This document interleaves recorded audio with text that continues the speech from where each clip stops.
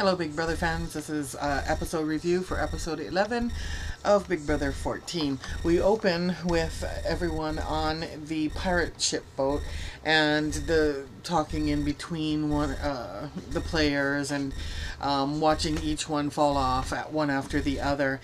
But the one thing that just stunned me for maybe the first 8 minutes of the show was Ian's man boobs. What's up with them? I mean, it was like a train wreck. I couldn't look away. When I finally did, I started paying attention. Anyway, both girls almost immediately denied that they hit the reset button. Janelle, gosh, she gave a reason, but you know, it just kind of escapes me. I guess they really both didn't want to have that on their back, you know, like, oh, they really wanted to get in the game kind of thing. That's at least the way I started thinking about it, you know.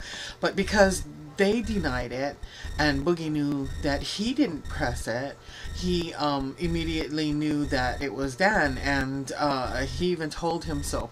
But prior to them, after the announcement that the coaches were in the game, Dan immediately ran over to Frank and Boogie and said Frank was gonna get out. Well, basically he wanted to try to seal his like to try to get into together with Boogie, now that they're all having to play for themselves. But he ended up really just kind of screwing himself, because it had circulated so much, and he had Frank and Boogie had so much time together to talk to one another. By the time Dan fell off the boat and they were able to talk, that it didn't seem like he was going to be able to salvage much. He immediately thinks that Frank right now immediately thought that Boogie is the only person that he's going to be able to trust. He doesn't trust anyone else in the house, and also Boogie is starting to feel that way because everyone is absolutely denying the fact that Frank was supposed to be sold. Everyone's kind of like, really? That's news to me. Everybody is doing it, which is incredibly smart, But then, of course, now that leaves Dan looking like the fool, which, good for him, haha, in the long run. It didn't end up being the best thing ever. But what I really, really enjoyed was Dan's coach speech to Danielle, for her to stick in there and hang on, because now that they're not coaches, he's not obligated to do that, but he's still sticking by his girl and giving her that motivational speech.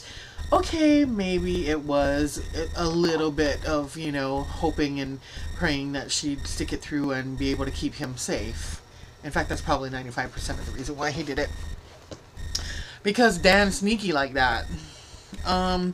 Meanwhile, back at the Bat Cave, Boogie proposed to Frank, and now they're in a romance.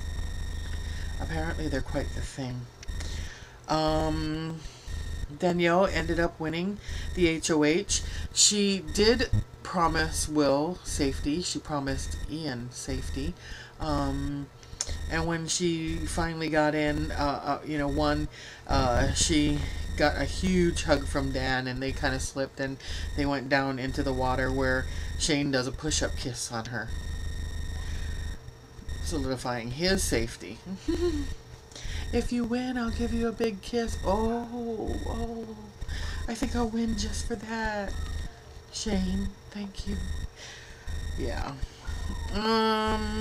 Let's see what else. There was actually a lot going on in terms of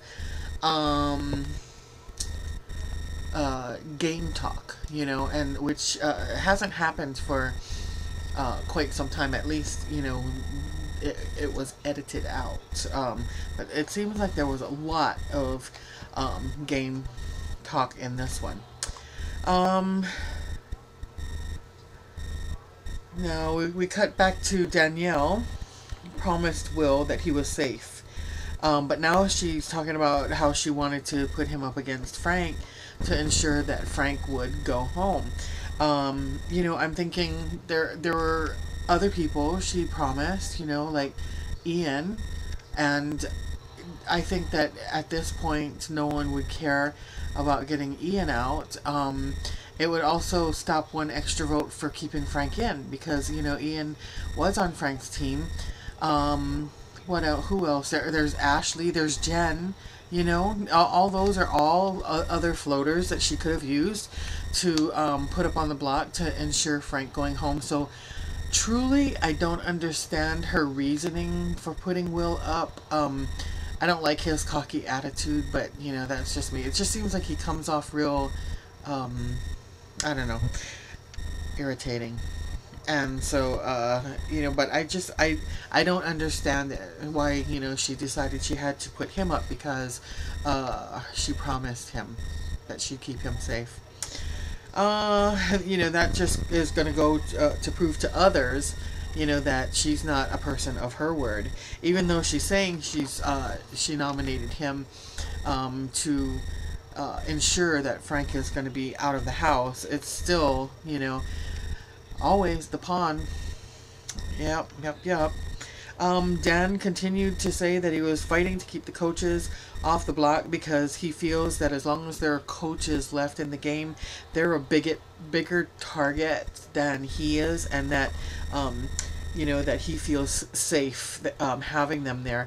But I don't know, the way I would see it, if I were in the house, I would say, Dan's won, and there's a reason why he won.